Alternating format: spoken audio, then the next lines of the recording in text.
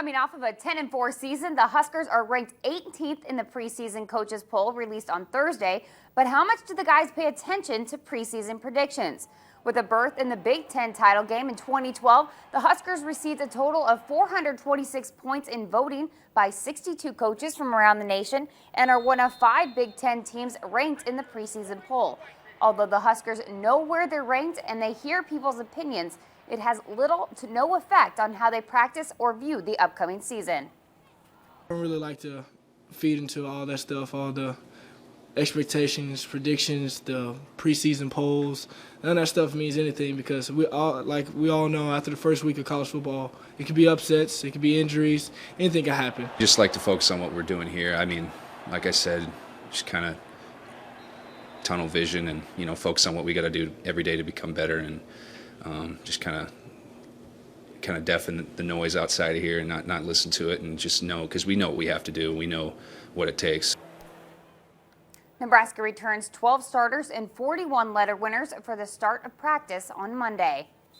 Up to this point, the Nebraska offense has been a hot topic of conversation. While the main focus has been on Taylor Martinez, the receiving core shouldn't be overlooked. At 6'2", 225 pounds, Quincy Enunwa is expected to be a big target for Taylor Martinez this season. Starting every game in 2012, the senior wideout finished second on the team with 42 receptions and 470 receiving yards. Enunwa may be bigger than the usual wide receiver, but it's his size that gives the Big Red the advantage.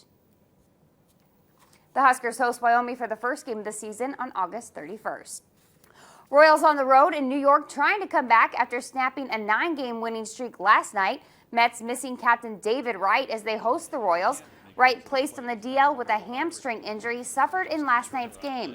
Bottom of the second, no score. Daniel Murphy with a homer to center off of Bruce Chen. That's Murphy's 9th home run. Mets take a 1-0 lead. Josh Satin taking right spot, batting third for the Mets. Bottom of the 8th, one out, runners on the corners. He singles one into center. Alcides Escobar can't make the stop. Andrew Brown and Juan Lagares score. Mets tie it up 3-3. Daniel Murphy with a long foul fly down the left field line. Gordon tries for it, but he can't make the catch. Top of the 12th, still tied at 3. Justin Maxwell at the plate. He homers one down the left field line off David Aardsma, and the Royals go on to win this one with a final score of 4-3. Kearney Little League took the field today in their second day of regional play in Indianapolis, where they had no trouble with Girard walking away with an 11-2 victory. Mason Casper was the winning pitcher. Kearney will face Urbandale tomorrow at 1 p.m. That wraps up sports. We leave you with some highlights from the Phillipsburg, Kansas Rodeo. A final check of your forecast when we come back.